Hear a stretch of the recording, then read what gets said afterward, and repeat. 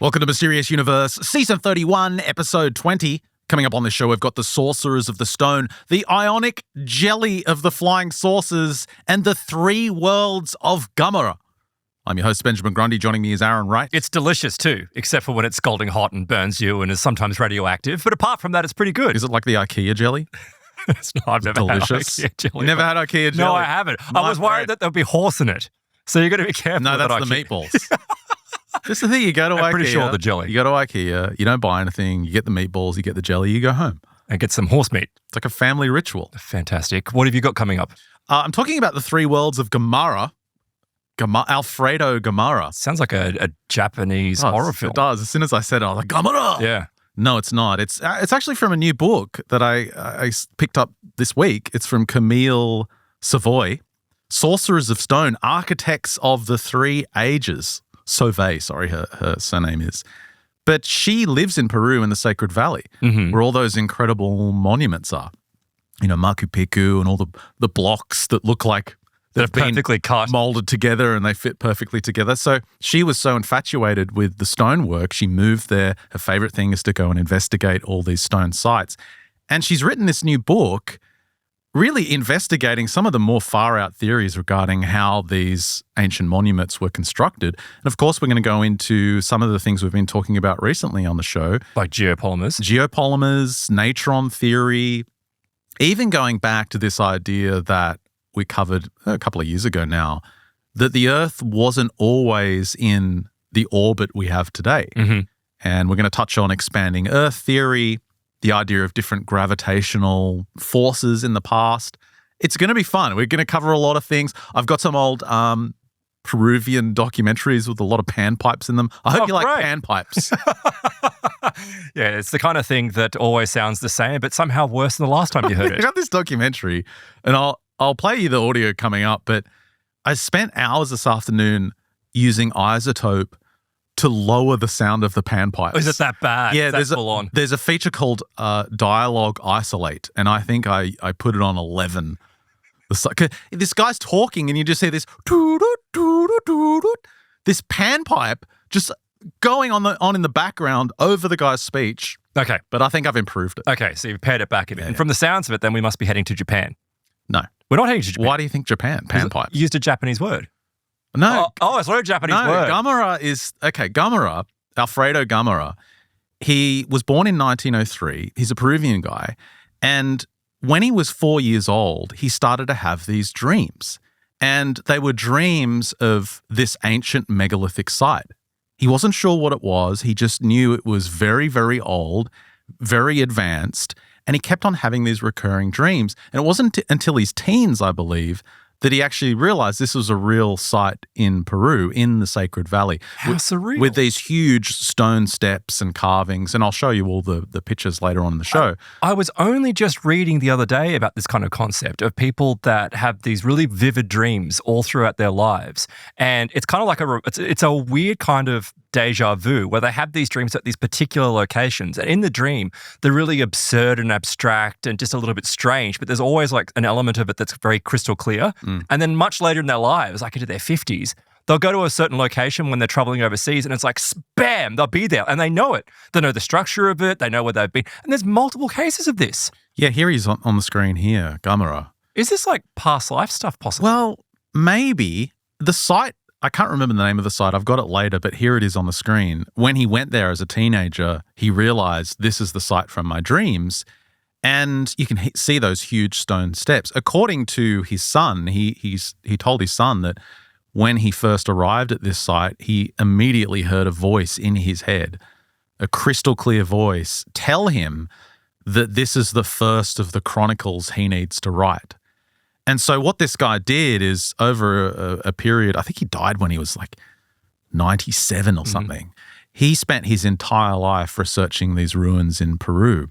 And he came up with this cosmogony of the three worlds, which is a bit of a radical departure from what we've been covering recently on the show. I know I've been covering a lot of ancient history stuff. We've been speaking about the yugas and ancient prophecies quite a bit. He had a similar take on the origins of mankind, how far back we actually go in history. But he takes it to a whole a whole different direction. Yeah. Because he's talking about the Earth having different orbital periods in history, which again affected the gravity and so on. So looking forward to going into that. He's a really interesting guy. What have you got coming up? Does he have at least one fight with Godzilla? Yes, he does. At least one? Okay, perfect. Yeah. Well, we're going to be continuing with the angel hair phenomenon that I was looking into on the last Plus show when we ran out of time on that. And I managed to go through and dig out a couple more stories that kind of fit in with this idea that angel hair is absolutely not spider's web. But then in some circumstances, it is, but it's still been dropped by a UFO. What? Isn't it bizarre? Like, this is a really good example. Wait, so UFOs are dropping spiders' webs? Well, yeah. They're not annoying enough already. To give you a taste of where I'm going to go with this. So this is a phenomenon which seems to be recurrent, particularly amongst UFO encounters, where it's almost like the phenomenon shows itself, but it does so in such a way that it's so absurd and so outrageous that, one, you have the ridicule factor that steps in. So people actually experience it, but they don't want to talk about it because they're worried about ridicule. Or two, some very genuine events will take place. Like people will see flying saucers flying around, but then something will take place that will undermine the eyewitness. And this is a really great example of someone who witnessed in Australia a triangular-shaped UFO, and basically a TR-3B, but this is before the term triangle. The TR-3B term was around. This is the 1960s. Saw a UFO flying overhead, bright red. This red color comes up a lot in this kind of stuff. But as it flew, it dropped these huge amounts. It was called sleeting. It was like sleeting all of this material off the sides of it, and it just went over everything, which is like what angel hair is. It was this cottony kind of thick substance, and it looked like spider's web, but it wasn't quite spider's web. And so they collected a whole, collection of a sample of it and took it to have it analyzed. And when it was analyzed, it was protein polypeptides, which is exactly what spider's web is. And the analysis was, it's spider's web, you're crazy. So unless the guy made up the story, right, but the guy was a reverend.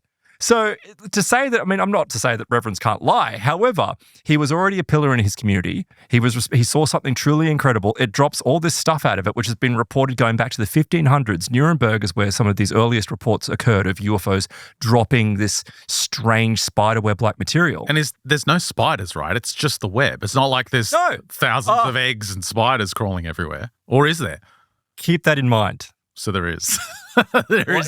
It's not a spider in the traditional sense. Okay. So it's almost like the phenomenon deliberately sets people up so that they see something incredible. It gives them a piece of physical trace evidence that they can take somewhere and like, this is it. Like, I can prove that I saw this. He takes a handful of this stuff, gets it analyzed. It's spider's web. No one believes him. It's part of this foolishness. Weird. It's really, really weird. It does it on purpose. So we'll get into that in the Plus extension. Okay, yeah, looking forward to that. Well, let's jump into this. This is Camille. I look at her last name. Give me strength. Sauvé. Sauvé. Oh, I see. Camille Sauvé, Sorcerers of Stone. And she writes in the intro, look, there's thousands of these mysterious rock formations all around the world, and archaeologists, historians, they've got a hard time explaining them. These perfect joins, these razor-thin connections, these, of course, alignments, giant stones that seem almost impossible to budge. She says their designs are so abstract, they're so enigmatic, these formations seem to be from a different world. And she says, look, where I live in Cusco, in Peru, these shrines are referred to as the huacas, or huacas. But is this just a quarry site, or are they? No, see, this is an interesting one I've got on the screen here. When you look at these, it almost seems as though it's been molded, or the stone used to be liquid. Like, it looks like it used to be lava before it was carved into that position. She says, look, the forms on these mainly limestone monolithic rocks are shaped into the most bizarre and delightful organic and geometric shapes. Well, it almost looks like something has been stamped into like a piece of Play-Doh. Yeah.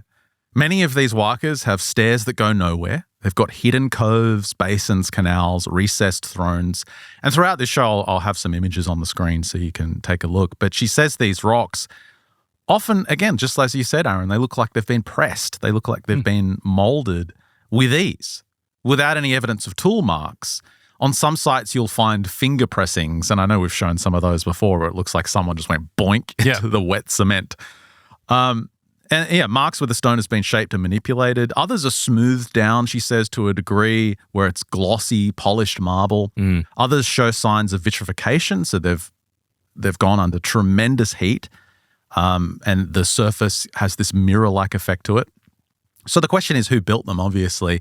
And she says, look, the ubiquitous response by the Peruvian Ministry of Culture, the trained guides, the general mainstream consensus is that the Incas built them in this specific period between 1738 to 71 CE. Now, Sauvé says this is just ridiculous. It's completely implausible. First, because... Well, how did they have the technology? No, it's not even the technology. It's just completely different design to the rest of the Incan structures. Yes. Right? Yep. They just stand out. They're completely different. Second, she says most of these huacas are metamorphosed limestone, extremely hard to shape, and the Incas had just copper and bronze tools. Mm-hmm. Third, the quantity of them found around the area doesn't make sense as well. There's 328 of them just in the Cuzco area.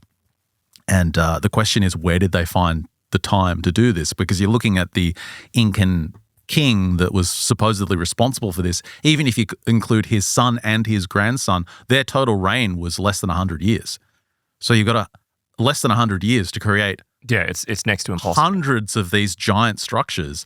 And fourth, she says, these are very similar to structures found in different parts of the world.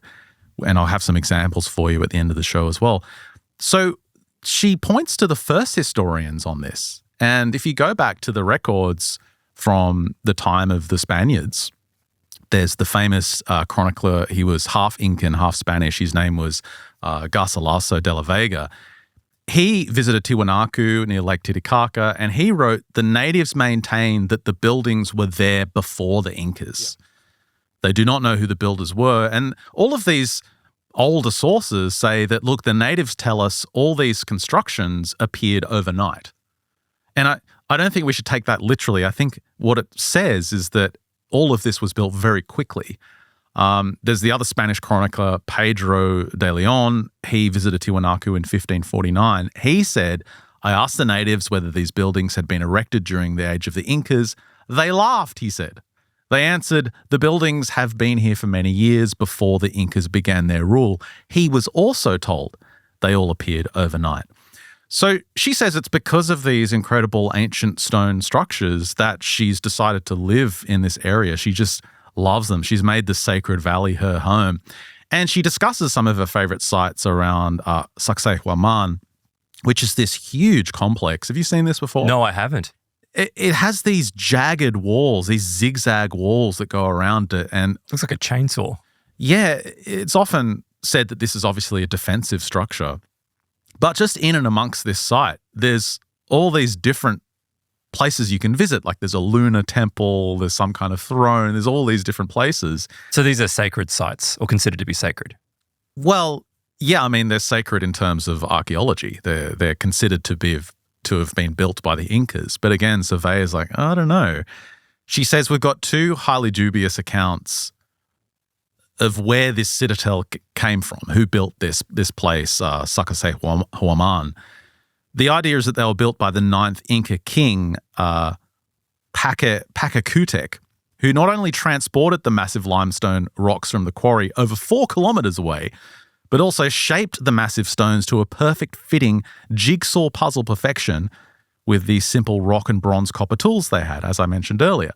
The other popular narrative, and this is what you'll find if you do like a very cursory Google search of this site, they say it's built by the Quilque culture, which was before the Incas, the one preceding them. Now, she says this is especially silly because if you look at the known Quilque sites, see in the background of this image here, all those stacked up stones? Yeah. That's what they built.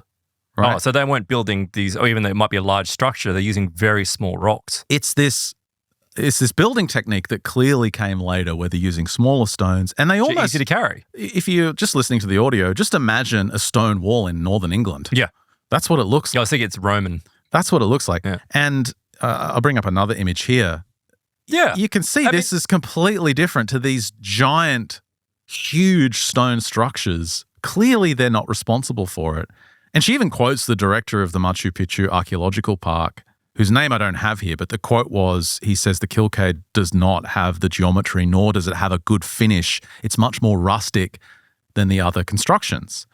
So Yeah, their building style doesn't make sense. Really? I mean, it's far more rudimentary. It looks like this on the screen here, but they're saying they're responsible for this, like those huge, there's no way. soft-looking giant stones. It doesn't make sense. Well, it's so smooth. Yeah, and I'll get into some of the theories behind that. So there's these two bizarre creation myths for this region, and this is the one that's considered reputable by academics today. But she says there's an ever-growing chorus of skeptics that claim the site shows evidence of advanced technology, again, like molded rock forms, vitrification, these perfect drill holes, and the ability to lift incredibly heavy stones and fit them into these perfect puzzle positions. It must be from a different culture. So she said, look, one thing I discovered on my walks around this area is that many of these wakas, these ancient sites, they're buried, she says, under tons of sediment, like a huge amount of dirt. She said in some places I've seen them covered in more than 2 meters of soil. How many years is that? Well, she's got a Peruvian friend who's involved in the archaeology, and he says he's seen sites buried much deeper. So the question is, and she starts following this train of thought, what could have caused this much sediment to bury these places? And obviously you would think a flood, some kind of landslide or a flood. Or that, or just simply they're much older than what they believe they are. Well, yeah, she points out that if you go back to the Incas, it's just not enough time for this much dirt, sediment to fall. This much sediment to build up. And she goes back through some of the history looking for flood myths. There's the flood myth. Yeah. But there's nothing in the interim that would have said, okay, the Incas built this and then this flood came and covered it. There's nothing like that. And also Cusco is in kind of a bowl area. So if there was this massive flood or landslide, Cusco would be buried, but it's not. So this is what I like about her book, though, is that she does tackle a lot of the conventional science, and a lot of the book is going through, some of the well-understood studies of the area and just comparing it to what is you can clearly see before your very eyes. But I like the book because she's not afraid to be open to some of the more extreme theories, right? And she's got this chapter entitled Going Off the Deep End. So, all right, straight to that chapter. We're off the deep end permanently. She says, trying to make sense of this puzzle, I started to research what others were saying about the different types of buildings. She said, I eventually found the webpage of Jan Peter de Jong, and it's ancient-mysteries-explained.com. And I'll link to this in the show notes at mysteriousuniverse.org. But this guy, he traveled to Peru. He's a enthusiast about ancient mysteries and very specifically about the Peruvian mysteries.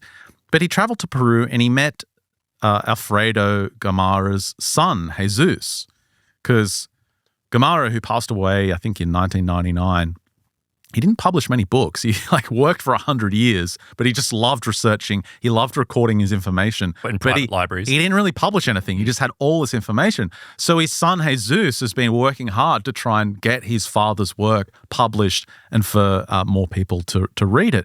But again, this guy's story, fascinating. He had these dreams at the age of 4 of this site. And the ancient site is called Ollantaytambo. There it is on the screen there. And again, when he first visited, he realized this is from my dreams. This is the site from my dreams. And he claims that when he arrived there, very clearly he hears this voice speak to him in his mind. It says, this is the first edition of the Genesis of the sacred scripts. Now, I don't know if that's a translation issue. That doesn't make much sense to me. I don't know what that means. But de Jong writes, it was the first step on his long journey of study, investigation and discovery of never-touched aspects inside the giant puzzle of human history. And again, he passed away in 1999. He was 96 years old. And de Jong says, till today, I haven't found better explanations than what Alfredo has left us as results of his investigations about these mysteries around Cusco. He left a wealth of material about his investigations, enough to produce more than 15 books. But again, his son, Jesus, is working hard to publish them. But yeah, got to give credit to de Jong, this, I believe he's this Dutch researcher. He's worked with Jesus to produce a series of documentaries. Oh, great. And they were originally available in DVD, but they're all on his YouTube channel now. They're all freely available. I'll link to them all in the show notes. And I've just taken a couple of clips because I especially wanted to talk about this guy's theory of the cosmogony of the three worlds. Let's take a listen.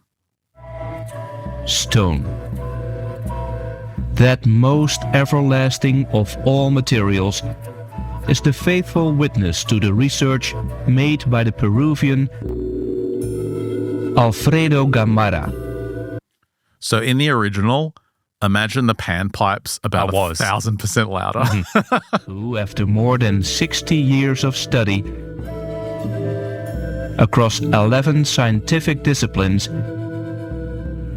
interpreted the universal message of the cosmogony of the three worlds.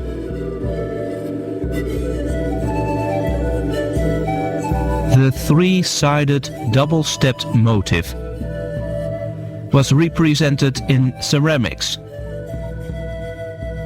textiles, including woven feathers, with 3 windows in one building. So if you're listening to the audio, what he's showing is this 3-stepped pyramid-like structure. Everything. And this appears all over the place. Everything's in threes. And this is really important to his whole cosmogony. Or simply with 3 circles made in a single block of stone.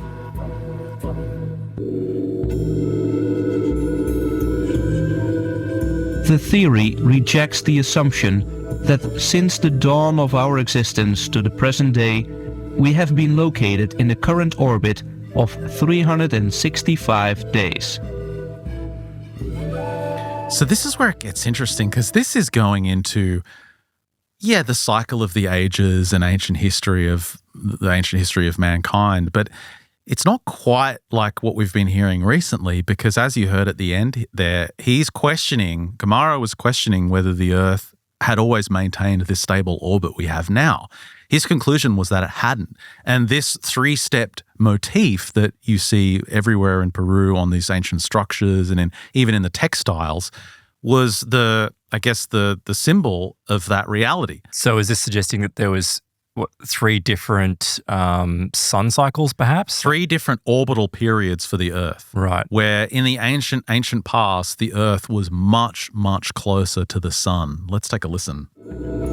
For example, in the time of Hanan Pacha, or First World, this the gateway was used. Recognized as the oldest in the world, it records an orbit of 225 days. So that's the first calendar. Urun Pacha, or Second World, a calendar attributed to the Mayan culture and known as Tzolk'in, was used, which records an orbit of 260 days. Our present orbit of 365 days was expressed brilliantly by the sacred calendar of Hab, which is also attributed to the Mayan culture. These representations of terrestrial orbits, of which the author says they are located in the biological zone, found expression in the pyramids of ancient Egypt. So if you're just listening, the Great Pyramid at Giza was 365 years. The second pyramid, Khafre, was, what was the second one? 280. And then the final pyramid was the 225, the earliest age. This concept of 3 orbits of varying size with the sun at their center was also expressed in the layout of Stonehenge. In the upper part of the pyramid of Borobudur, we again find this universal message of a central sun surrounded by 3 concentric circles. The Muyok Marca, located in the highest section of the Saksai Huaman, represents the same concept of 3 orbits. Convinced? But hang on a second. So if you've got these ancient cultures recording these 3 orbits, these 3 different time periods, does this suggest that it all happened very rapidly, or they were just such an old civilization or a long-lasting civilization that they're able to observe all 3 events taking place? No, I think it's just memories passed down in between cataclysms, because when you think about what it takes to shift Move a a planet. planet from its orbit, it has to be some kind of impact, right? Some kind of extraterrestrial impact. Do you think that it's been some meteorite or comet that just slammed into Earth and pushed us? Yeah, I mean, that's where he's going with this. But it's an interesting idea to ponder. Has the orbit of the Earth around the sun always been consistent? Or has it been different in the past? And then you start to question, well, if it was different in the past, what would that mean for the sentient beings on the planet? So he goes through this. Here's de Jong referencing Gamarra's work. So the first world is Hanan Paka, the heaven above. And this does sound very similar to what Bibu was talking about in the Uyghurs a couple of weeks ago. But you've got to think of this as an even broader period of time. Yes. And the Uyghurs being cycles within these broader periods. So in this Hanan Paka, people could live almost eternally and had more capacities than we do today, especially mentally speaking. He said humanity did not know fatigue. The stature of man was average 4 meters and 20 centimeters tall, and man was able to fly without wings. So again, this is very much sounding like the Satya Yuga, the Golden Age. But Alfredo differs in this. Gamarra differs because he says, no, this was because of gravity. Because the Earth was closer to the sun and it was a smaller Earth, there was much less gravity. Well, this goes back to the theory about the pterosaurs and dinosaurs themselves being able to be such a large size and pterosaurs being able to fly because gravity was lower. I'll get into that in a moment. Man was also able to amass stone and used a moulding technology under high temperatures. He says nowadays this can be recognized in monolithic structures where you'll see vitrification. He says in this time, the anatomic structure of the human being was cartilaginous. What does that mean? I think it means like... Mostly cartilage? Yeah, like you're a bit bendy. You're like Gumby. Well, I guess if you You're a don't bit have the same type of gravity, that would make sense. Yeah, you're a bit wonky. You're not as hard structured as you are now. And yeah, that would make sense if there's less gravity. Gamarra related this time to the first and underlying construction style of the many sacred monuments all over the world. And this is a great example in Peru because you'll see these huge, like molded ancient stone blocks. That's the first building style. And then on top of this, there's a second building style, which is still beautifully connected and interlocked. Very large stones, but uniquely distinct. Smaller than the previous period, and yeah, distinct. And then you get to the third final age where they're using almost like what we would use today, smaller stones like bricks. He says the location where this construction style exists relatively more than other places in the world is in Cusco, Peru.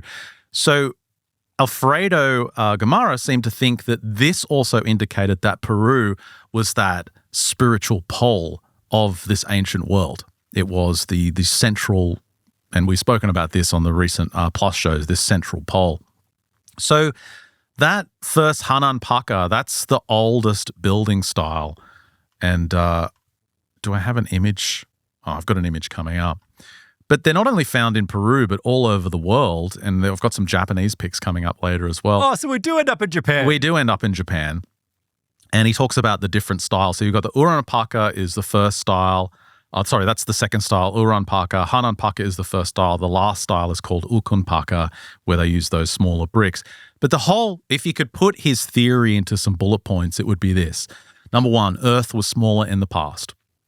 It went through different periods corresponding to different orbits around the sun, which gave us different calendars. Life was bigger in the past thanks to gravity. So does that mean when the Earth is smaller, the gravity is lower? I would have thought it would be the other way around. Oh, no, because as it gets larger, it creates a larger pull. Is that right? Yeah, the smaller... I'm not familiar with that. Smaller generally means less gravity. Right. Humanity, because think of the moon. You go up to the moon. Good point, yeah. Bouncing around. Humanity could live longer thanks to less gravity. Monolithic and megalithic constructions were easier to construct thanks to less gravity.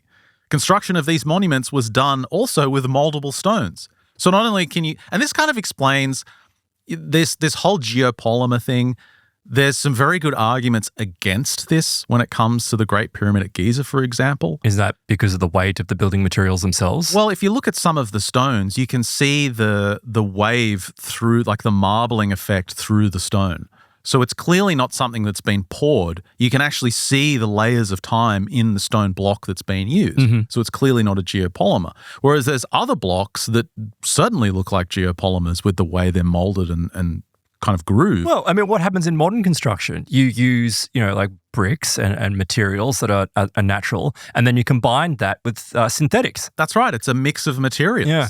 And those, genuine stones that are huge, that weigh tons and tons and tons, if you've got less gravity and if you're a giant, pretty easy to move, right? The precision of the perfect fitting stones was thanks to the stones being moldable. That was one of his main points as well. And the vestiges of Cusco and the surroundings are obviously much older than Inca time, which I think is pretty obvious. So Sauvé says, look, is any of this worth entertaining? Was this guy onto something?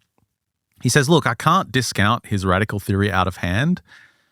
I've spent so much time examining the Sacred Valley in Peru that I realize these structures do look like they've been created by a very different kind of being.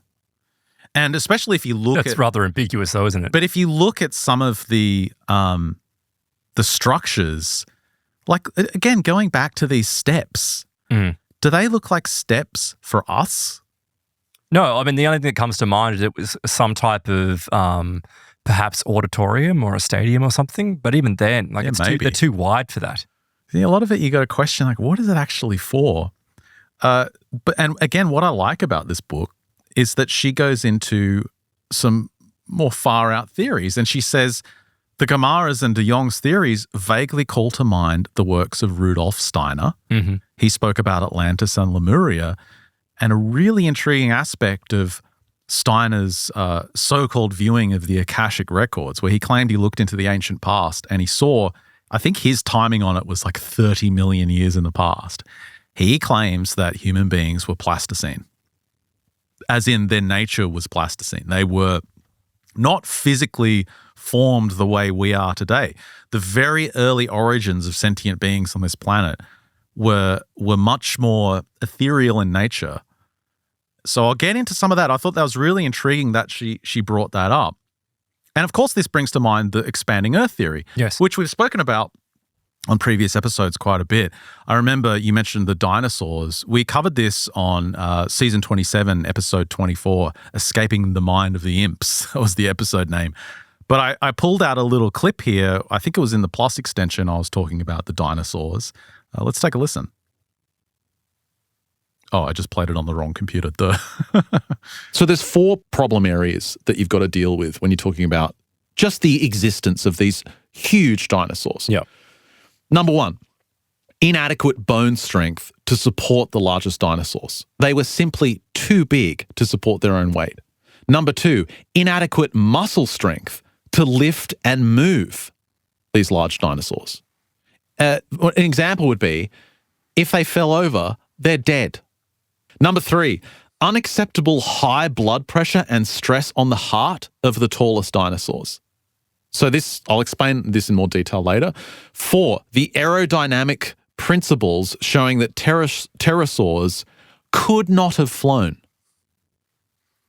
I like that last one because I remember on that show we spoke about, it's like a team at Oxford or something, like all these aeronautical engineers built a fully to scale model of an ancient pterosaur to show that it could fly. And it wasn't aerodynamic. It just immediately crashed. Like, it immediately was destroyed because it doesn't make sense. And I like, if you watch those kind of modern dinosaur documentaries, the David Attenborough narrated ones, their explanation is that, their bones were so light, it was like carbon fiber. So they've got to make up all these explanations for how they could fly because none of it makes sense. When the answer is really quite simple, is the fact that the gravity was different at the time. Especially with the sauropods, the huge Yes. necks, the giant creatures. Well, you hit the nail on the head with if they fell over, they're done. Yeah, because the engineering of the muscle mass doesn't work. There was the blood pressure, it's got to out. pump all that blood, like 20 stories up to the brain. It doesn't make sense. It only makes sense if there was less gravity. Dinosaurs only make sense if you've got less gravity, if you've got a smaller Earth. But of course, that's an absurd and preposterous concept. Yeah, I don't think so. I think it's totally reasonable. And this would also explain why you've got legends of giants in the distant past. Human beings may have been bigger in the past simply because the gravity was less gravity. Slightly less. So was Gamarra right? Well, it's funny because Sauvé goes through all this information. She goes through the timelines. She goes through all this scientific research. And she's like, man, not exactly. Like, there's not a lot to kind of back up his claims. But she says the lack of supporting evidence, it's not enough for me to abandon Gamarra's more mainstream theories because his other theories hold up to scrutiny quite well. And to understand the whole changing orbits, you've got to go further afield into the work of Steiner, Blavatsky, and others. But that's when it crosses into more esoteric concepts. And again, to her credit, she does go there. So we will mention them again on this episode towards the end of the segment. But she goes into some of the fields where she believes that he nailed it. And one of those is that these sites seem to enhance electromagnetic fields. Now, this is something we've covered a lot on previous episodes. She references Freddie Silver's work. She's done some great stuff on this. He claimed these sites create the perfect environment for an altered state of consciousness. Well, this is like what I was describing last week with the portals. The other thing I didn't mention that came up was this idea that while the actual location is on a particular energy center, while it may not open an actual portal, it may facilitate like astral travel to a different location. It somehow does something to the mind as a result of that energy being concentrated at that location. We've covered these stories a lot over the years of people having what they call, just strange altered states in and amongst these ruins. But I like that Sauvé, she lives there. Has anything ever happened to her? And she said, question. Yeah, I've had some personal experiences. She said, I found myself in various forms of altered states around certain sites around Peru. Does she describe it? Well, there's one she says is relatively unknown. I've got it on the screen here. This is the Moon Temple complex. This is, again, in the same area, the Sacsayhuaman. It's kind of small and hard to get into, so most visitors just walk past. They don't even bother visiting. They go to the other major sites. But she says if you go into this small cave that's under this beehive-shaped mound, if you're sensitive enough, she says, you'll immediately feel it. There's this weird energy to the place. She says a few times I've been there, I walk out with shaky legs, feeling, completely lightheaded, like I've just been hit with some kind of energy. She says one weird thing was she noticed that there's a lot of shamans in the area. And the places where she's felt these strange energies on her body where she feels lightheaded or she feels some kind of weird vibration or something, she notices that that's where the shamans leave cocoa offerings to the mountain gods. Right. It's like they know around all these ruins there's specific spots that are the most potent, and that's where they'll leave their offerings. I wonder if there's any electroculture which is taking place in these locations as well. I wonder if they're leaving plants or seeds or something, if it's got some type of concentrating effect. Yeah, she does talk about she does. The seed stuff. She said she had a similar experience at this location, Nopa Waka, which is near the small town of Pakar, also in the Sacred Valley. It's truly bizarre, this structure that you've put up here, Ben. And basically it's like the stone, like it's a blue-grey stone that's so different to the surrounding area as well. And the way that it's kind of carved out is just like, it only looks like it could be done with something that's a modern technology. It's like what my kid would make with Play-Doh. Yeah. Or plasticine. Yeah. Just carving out nodules and making little doors and stamping things on it. A similar experience happened here, she said. It was after a coca offering, like some kind of ceremony. She said she put her forehead on that blue-grey rock, the throne rock it's called.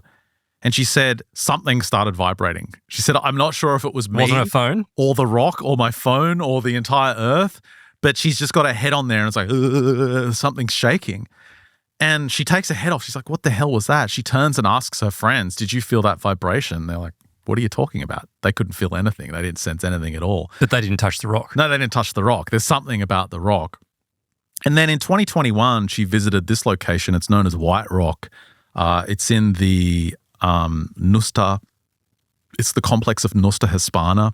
Again, this is all generally in the same area.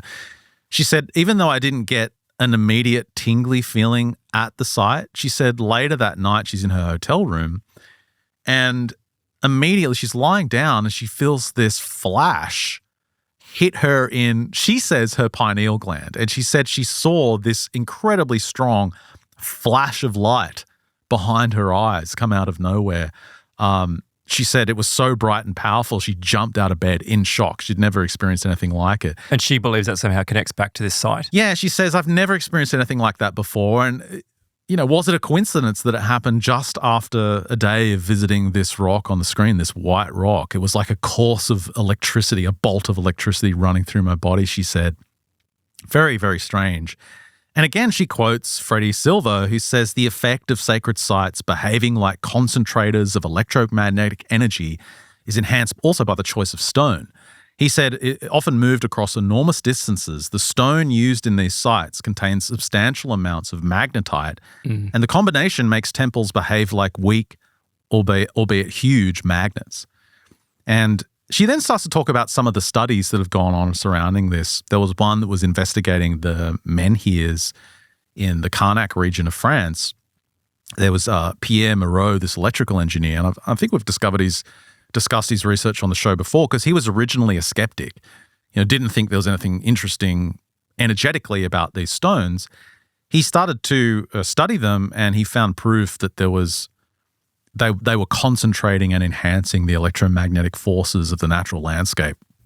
He said the dolmen behaves like a coil, these are the large stones, or a solenoid in which currents are induced, provoked by the variations of the surrounding magnetic field.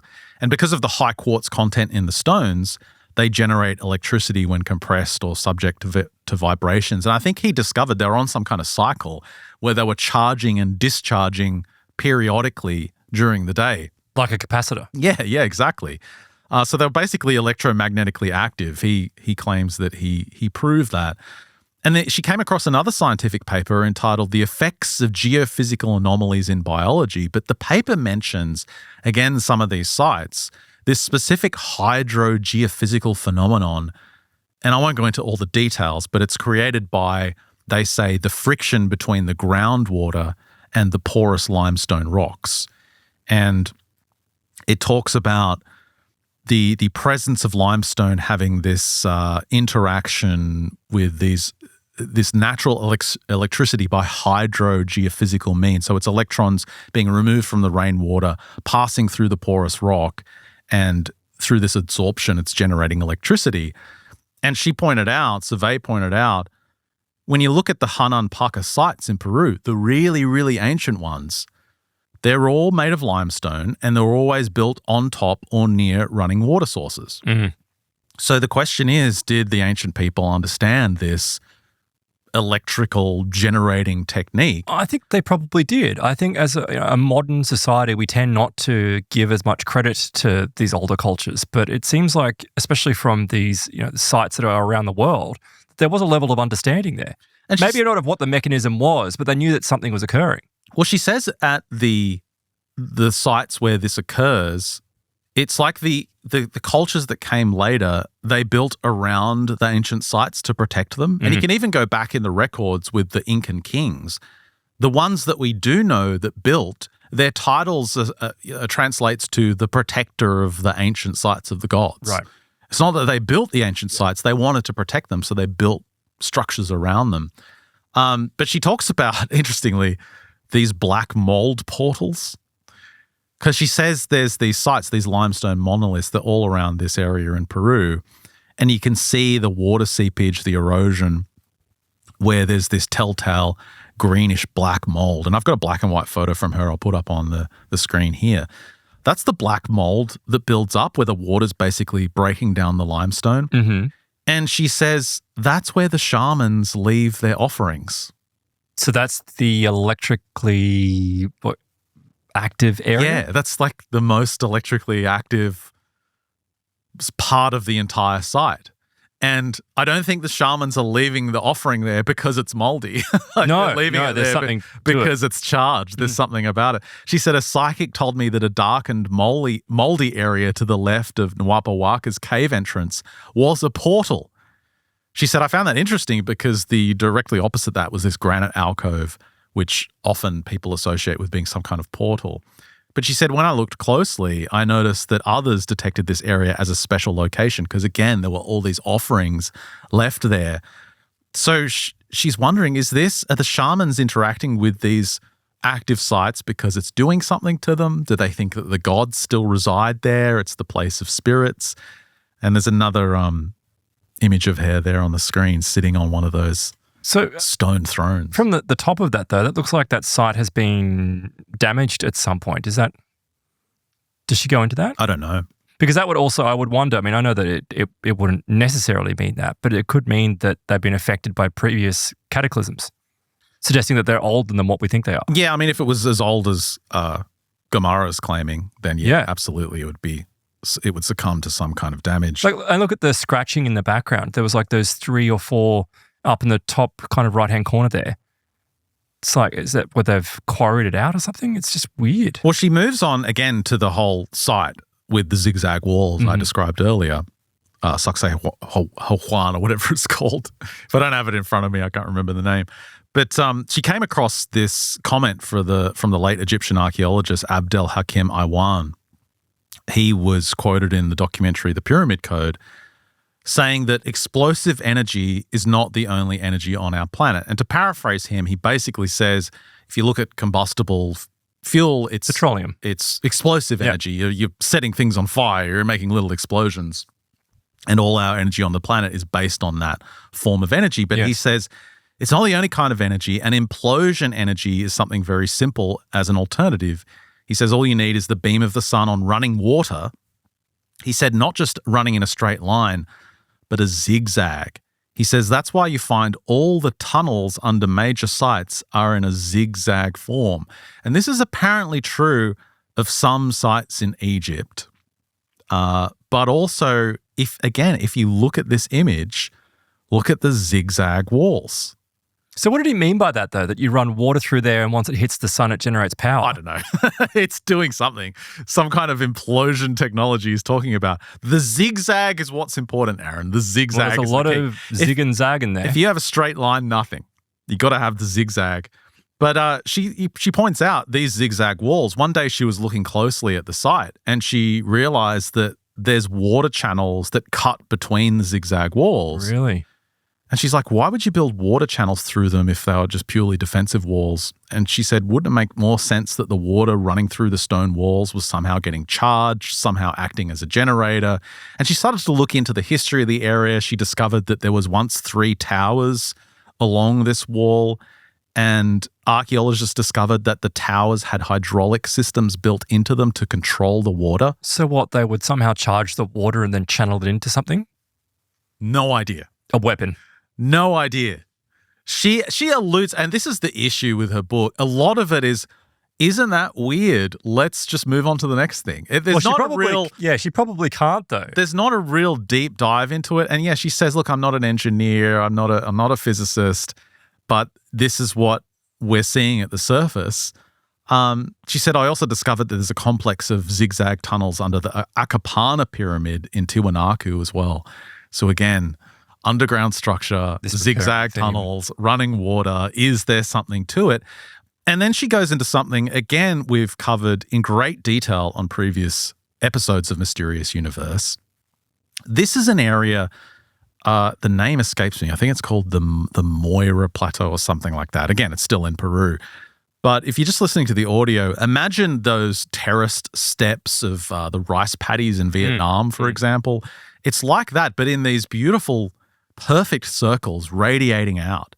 And this area is traditionally known as an agricultural area where things will grow where they won't grow anywhere else on the site.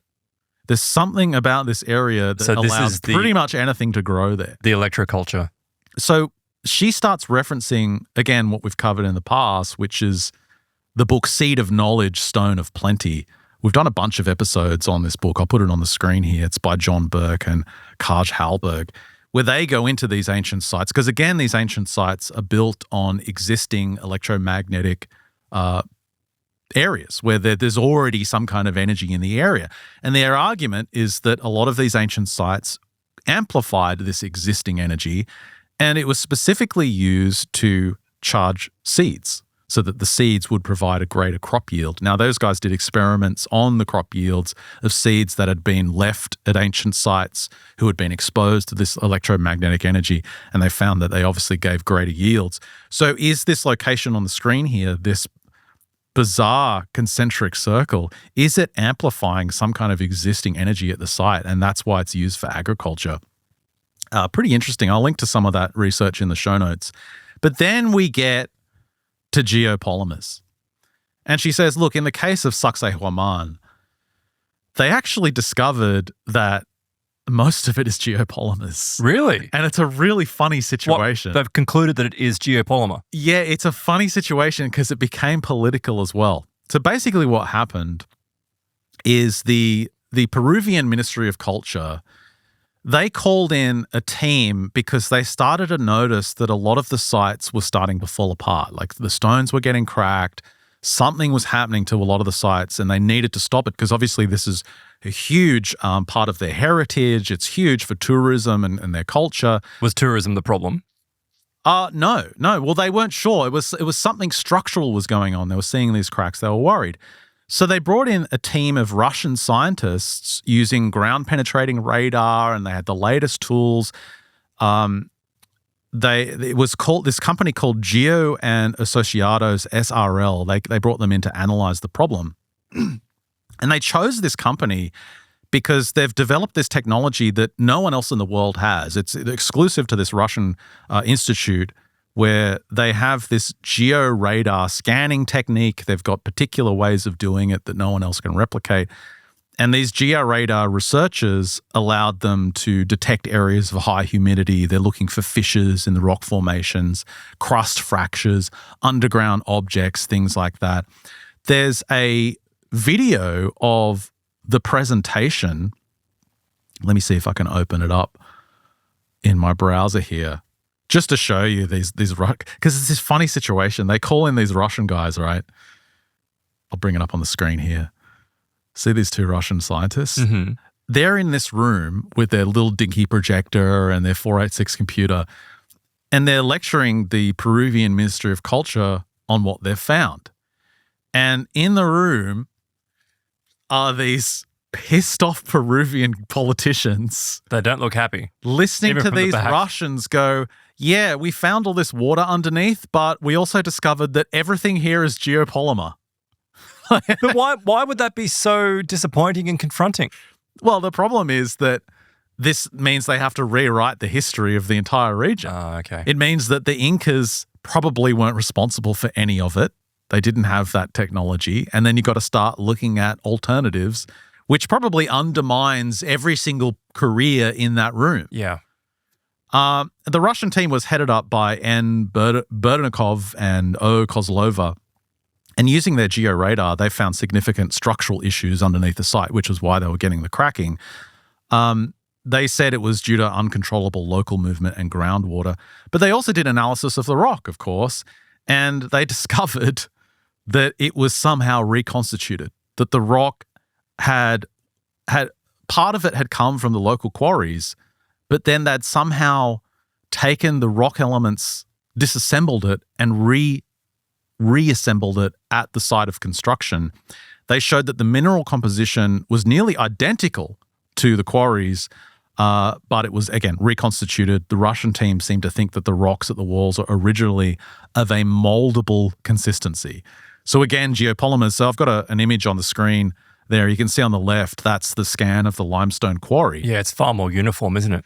And you see the Inca fortress.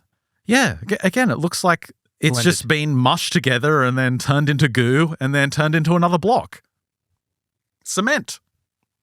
So, And they were furious. if They're they- like, get out of here. so Get out of my office. This is why I was questioning, has this actually been accepted? Because if you can do this here, can't you do it at other sites? I don't know if the Russians have done any other investigations, but again, you got to understand there's no motivation to show that these ancient sites have geopolymers. No, of course not. No There's one no wants big concrete trying to, drum up business. no one wants to know this. Yeah. Because again, it's like your entire career is based on a set of ideas that has to be upended and rethought. No one wants to do that. No one wants to go back to day one and rethink their entire PhD. Like, no one wants to do that. So basically, one commentator, one of the Peruvian ministers, said, the facts presented here today are seemingly disconnected from reality, and we don't accept this supernatural explanation. Right, and dismiss it. And the Russian scientists are like, what's supernatural about geopolymers? We use them today. We know that they're great.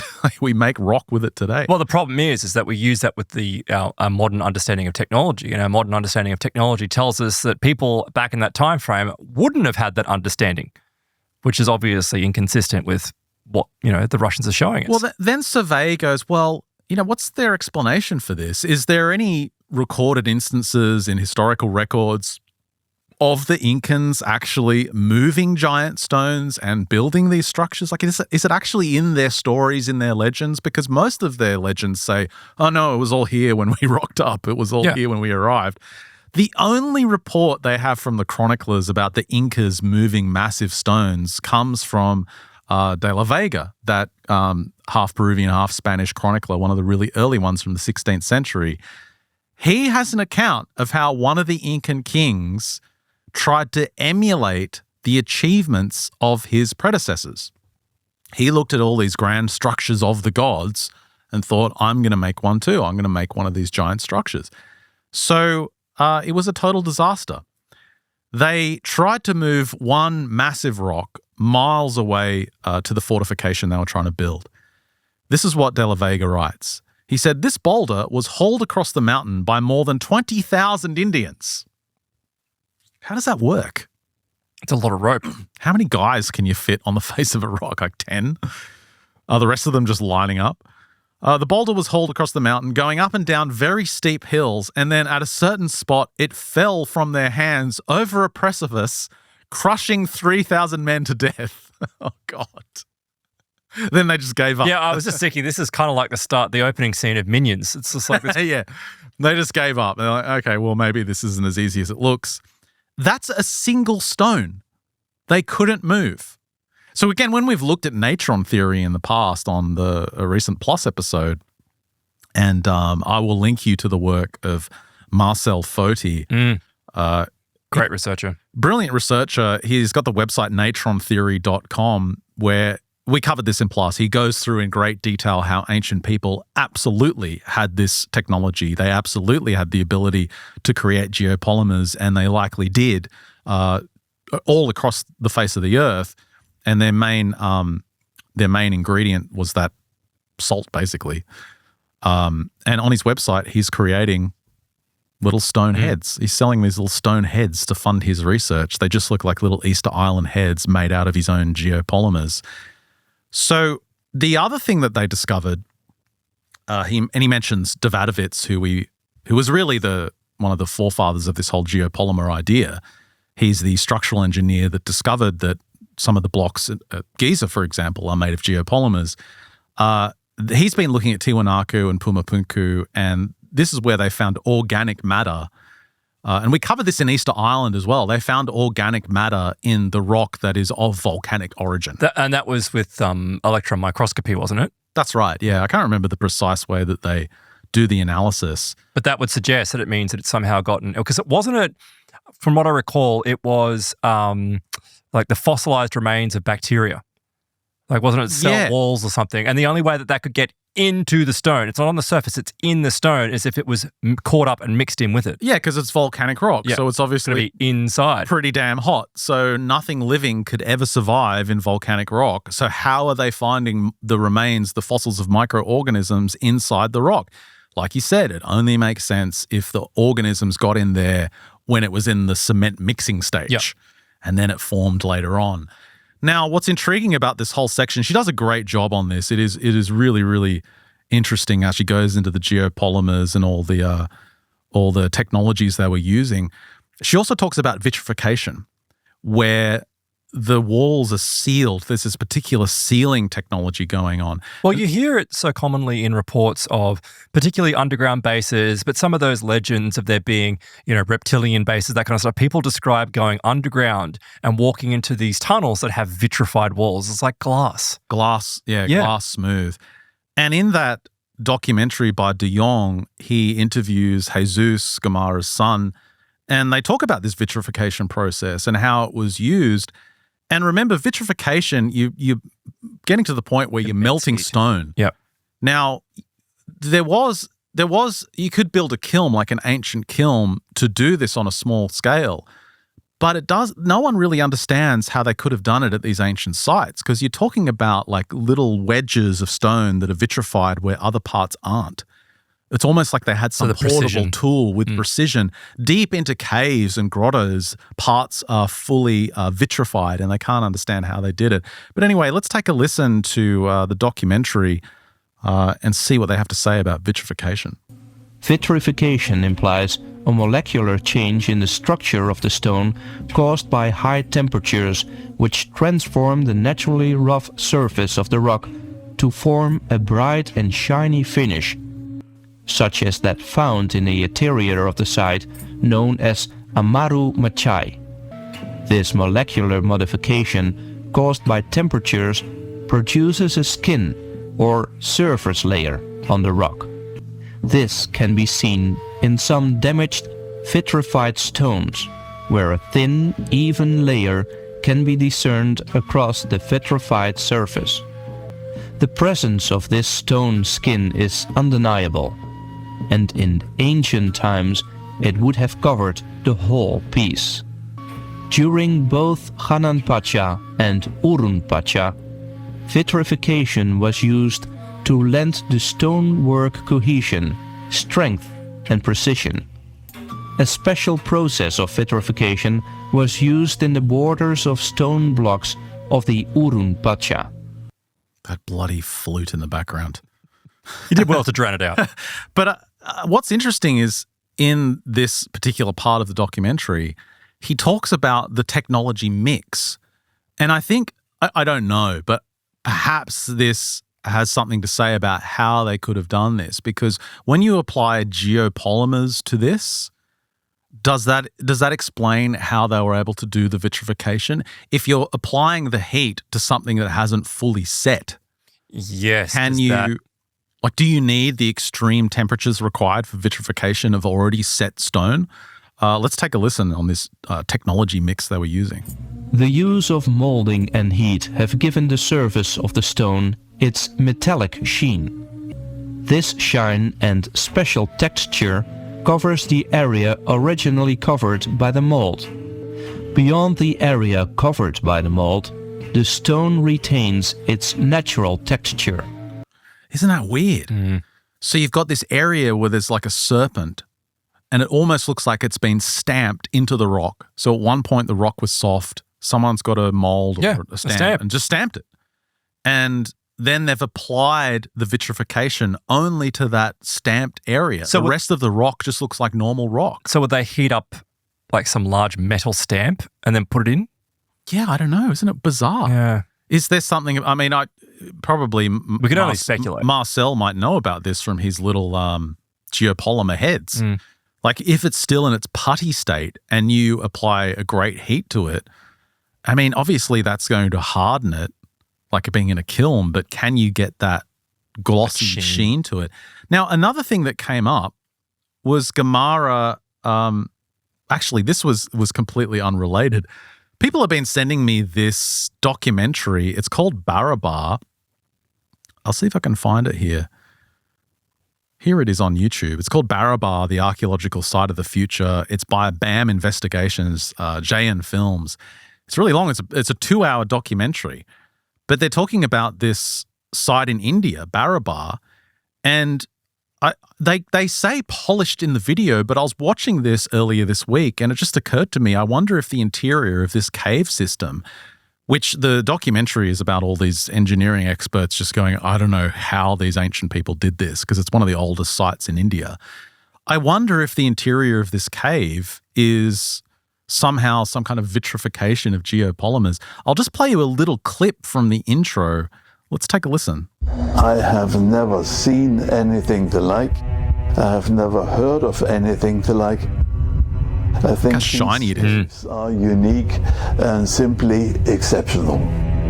It looks like concrete. Cathedral and these caves, it's not the same thing. It's less complicated to build a cathedral than this.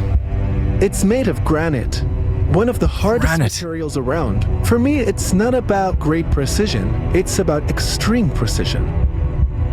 You can rebuild a cathedral with 300 well-motivated stonemasons, but Barabar is currently on the verge of impossibility. Welcome to the heart.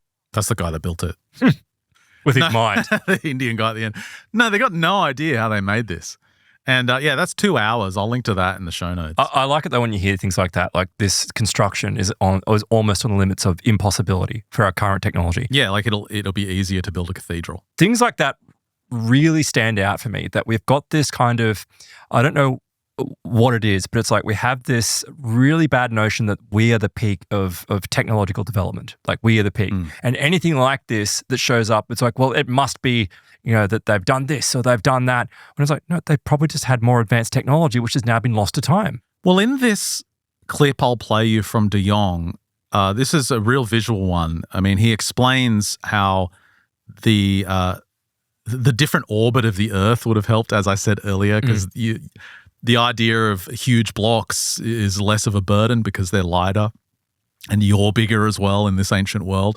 But this is a great one to watch because they show the Pleistocene-like nature of the geopolymers then compare it with what you'll actually find at the sites. Let's take a listen. La incógnita de cómo en el pasado se hicieron traslados de gigantes. That's his son. In a reduced gravitational field, it would have been much easier to move the enormous blocks from their quarries to the sites where they were used, a feat which has baffled observers for centuries. The ancient legends of Merlin the magician in England and that of the Ñaupas, or the first man in Peru, tell of how the giant stones of Stonehenge and Sacsayhuaman were transported upon the air.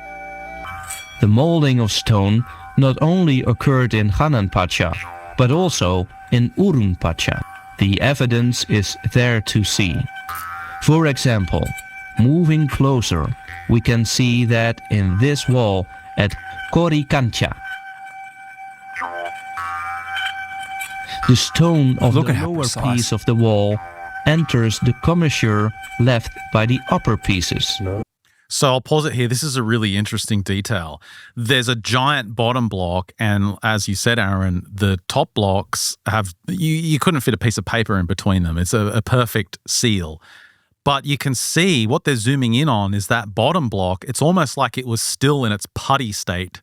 And then the stones settled into it. And the stones kind of sunk down a bit, and there's a tiny little bit of the stone that's kind of seeped up into the other stone. That's not carved. No. Why would you carve? It doesn't make any sense that it's carved. Yeah. It must have been a soft state when they put it there. So I'll keep going. At several archaeological sites where the walls of the Second World were dismantled, the marks left by the molded stone walls built upon them can be seen. Look at that. There's depressions in them. So yeah, I'll just explain this for the audio guys.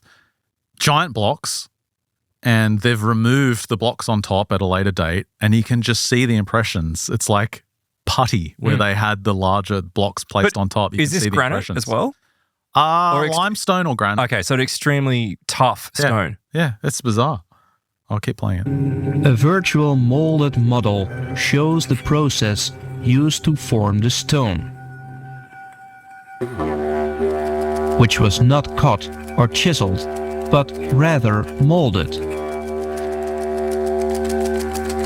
The use of molds and high temperatures was applied on the, in that time, less dense and softer stone.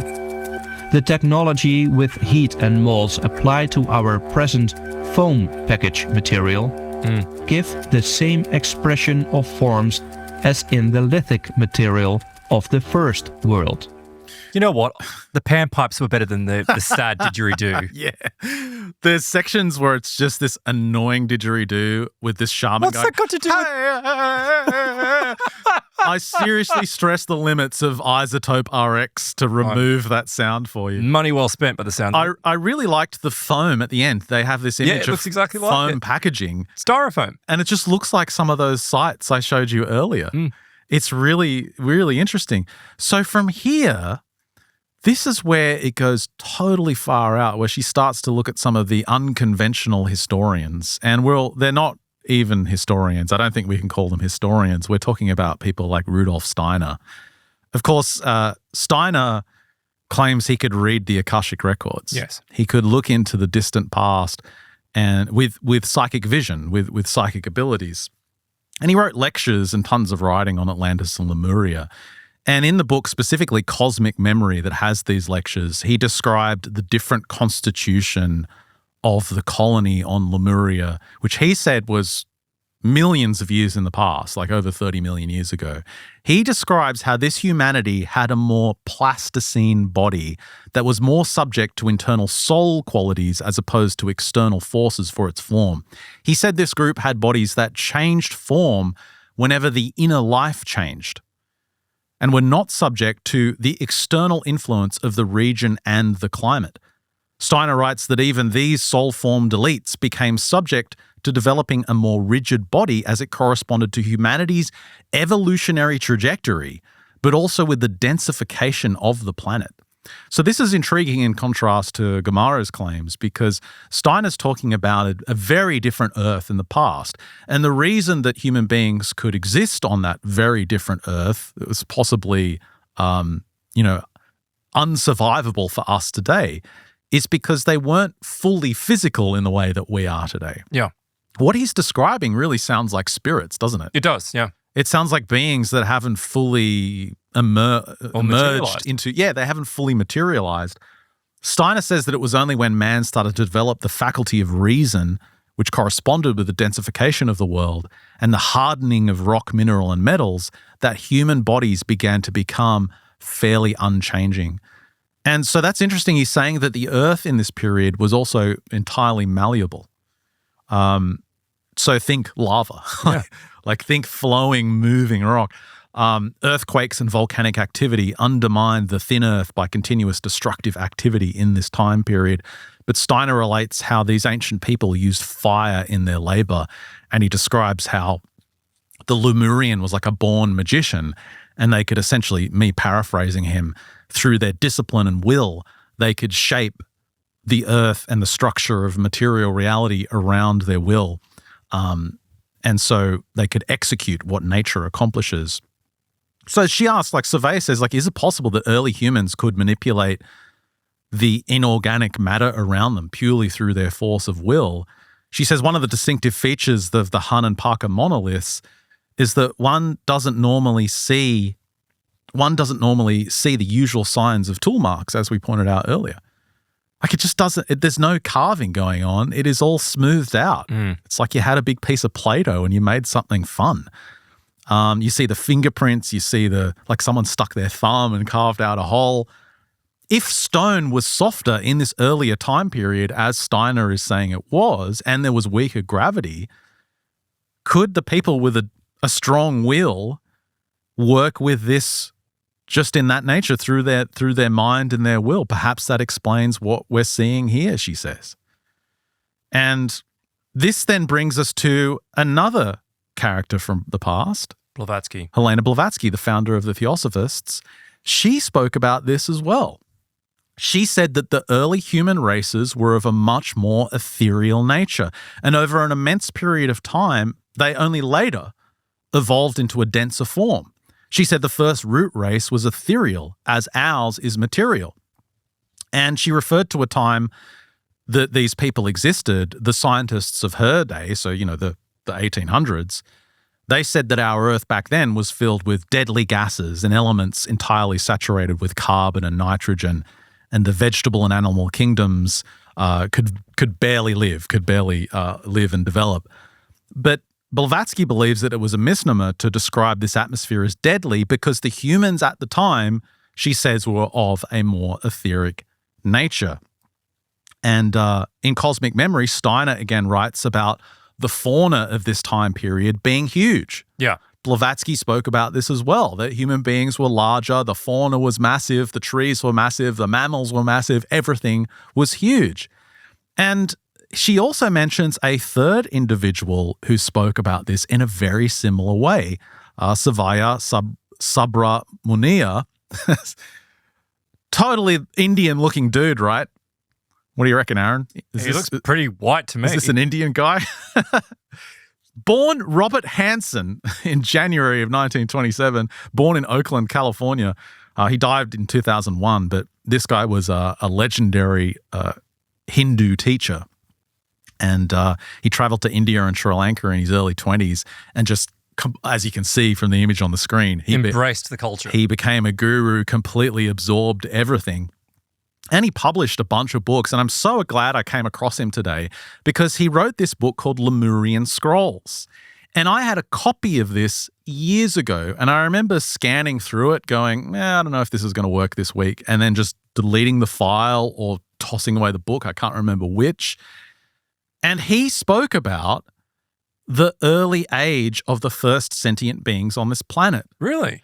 And it didn't occur to me later until like months later when I needed to find this book again and could never find it, that he said the exact same thing as Blavatsky and Steiner. Right. He said up to 30 million years ago, he says they actually came from the star system Sirius. And there was a selection of souls that realized we need a fire planet to evolve. Like everything's too chill here in the Sirius star system. We need a fire planet. Let's go to that place. And Earth was like this fiery cauldron of chaos. And so these ethereal entities traveled through the stars, arrived at Earth. This is what this guy says. And they, over millions of years, eventually formed into the material dense bodies that we have today. So this is why you hear in, New Age circles about, becoming a lighter density and that kind of thing. It's like returning to a lower density. Yeah, he said mankind migrated to this planet in his divine soul body during the Satya Yuga, so the Golden Age. He had reached a final stage of evolution on his native planet. The risk in migrating to a fire planet was great, but so was the reward. They were, however, at a place in evolution, he said, requiring a planet with fire in it to catalyze them through new experiences into completing their unfoldment to the final realization of self. So they came here because it's, again, this grueling gauntlet that shapes and molds the soul. They realized that's what they needed.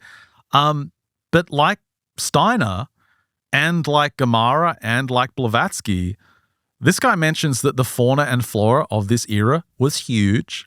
He said, we are told that at the end of the Treta Yuga, all life on this planet was twice the size that it is now. He says it's changed so much that by the end of the Kali Yuga, everything will be half again as small.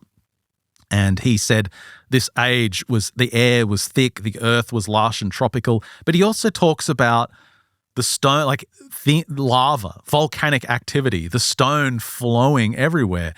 This didn't affect the beings in that period of time because they weren't entirely physical. Yeah. They could use their will to manipulate the material world. They weren't affected by the dangers of the material world. So this is really intriguing that she goes this far left of field to try and connect it to these crazy theories of Gamarra, who was having dreams of these sites when he was 4 years old. And so she starts to try and place where this was in history according to our conventional understanding. Now, she winds up arriving in the Eocene, which is as old as 56 million years old, but you can go as young as 33.9 million years old. And if you look at the description of, what we understand of that time period, it's precisely what Blavatsky, Steiner, and that white Indian guy were describing. This giant fauna, giant plants, but volcanic, very dangerous atmosphere. But the problem is the dating doesn't match up. So here's a question. If there was different orbits, and if there is this expanding Earth theory, how do you accurately date the past? You can't. Because we base our dating on the idea that the orbit of our planet has been stable since its inception. relatively so. But if there's been these 3 or more different stages of orbit, which means the years were different lengths, how do you date that? Does it even work?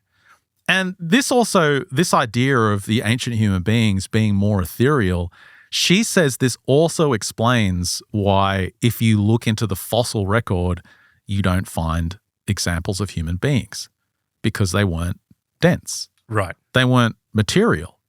She says if these ancestors did evolve from a non-physical etheric state to a more physical one over time, yeah, it could explain why no human remains have been found in this Eocene fossil record. And she actually quotes William Judge. He's one of the founders of the Theosophical Society. He explains this theory. He said, at the time of the huge antediluvian animals, they absorbed in their enormous bodies so much of the total quantity of gross matter available for frames of sentient beings, the astral man remained without a corporeal frame and was unclothed without a coat of skin. So that's kind of a funny way to think about it. These entities came all the way to Earth, and they're like, we need this physical matter so that we can exist in this dense physical form. But there's these huge dinosaurs everywhere. All this plant, these giant trees. It's taking up all the matter. There's nothing left for us. So they wiped the dinosaurs out? Maybe they did. Maybe it was just a very greedy need of physical matter that they destroyed them all. And so he explains that being of such a composition, these ethereal beings, they left no impression upon the mud or the plastic nature of the rock. The death of one astral body after another left no fossil and no mark to be unearthed by us. His remains could not be deposited in any stratum until such time as he had grown to sufficient hardness. So this brings up another question, she says. If early humanity could not leave a footprint in mud or plastic rock, how did they leave their marks in Hananpaka and in these monoliths? So she believes that when we're looking at places like Peru, it's obviously from a later age when human beings started to densify and become material matter. So I'll leave it there in terms of her exploration into these wild ideas. I thought it was really cool that she went to some of the more extreme examples of this ancient history of humankind. And I'll just leave you with some images because one of the points she makes at the end, and she's got this whole final chapter, she goes to Iran and Turkey and all across the world and Jordan. Well, maybe we can bring some of these up in the Plus extension because I saw you put a couple on the screen before and there's one that just really stands out. We'll hold it until a little bit later, but I was quite stunned by it. Is it the one that looks like a giant butt? No, it's not the one that looks like a giant butt. All right, we'll save that one for Plus. The giant butt and the other one.